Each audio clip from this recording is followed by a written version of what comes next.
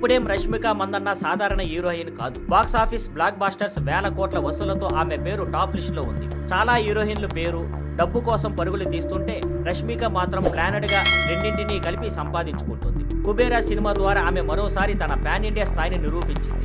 National crush అనే పేరు ఆమెకు సూటిగా సరిపోతుంది. గత 2 ఏళ్లలో రష్మిక నటించిన సినిమాలన్నీ దాదాపు హిట్లే. సికిందర్ తప్పితే మిగతా సినిమాలన్నీ బాక్సాఫీస్ దగ్గర కలెక్షన్ల వర్షం కురిపించాయి. గత ఏడాది ఆమెకు విడుదలైన ఒకే ఒక్క సినిమా పుష్ప 2 ది రూల్. ఈ సినిమా బాక్సాఫీస్ దగ్గర భారీ ఓపెనింగ్స్ తో దుమ్మురేపింది. దీనివల్ల రష్మిక మార్కెట్ ఇంకా పెరిగింది. ఈ ఏడాది ఆమె 3 సినిమాలు చేసింది.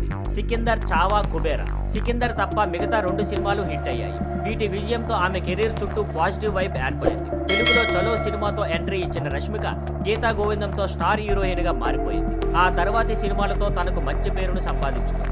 రష్మిక తన కెరీర్ లో పెర్ఫార్మెన్స్ కి ప్రాధాన్యత ఇస్తూనే గ్లామర్ డాల్ గా కూడా నిలిచింది. ప్రస్తుతం ఆమె ది గర్ల్ ఫ్రెండ్, ధమా, కాక్టైల్ 2 సినిమాలు చేస్తున్నది. చాలా బిజీగా ఉన్న రష్మిక మరిన్ని హిట్ల కోసం సిద్ధంగా ఉంది. Thank you for watching. Please like, share and subscribe.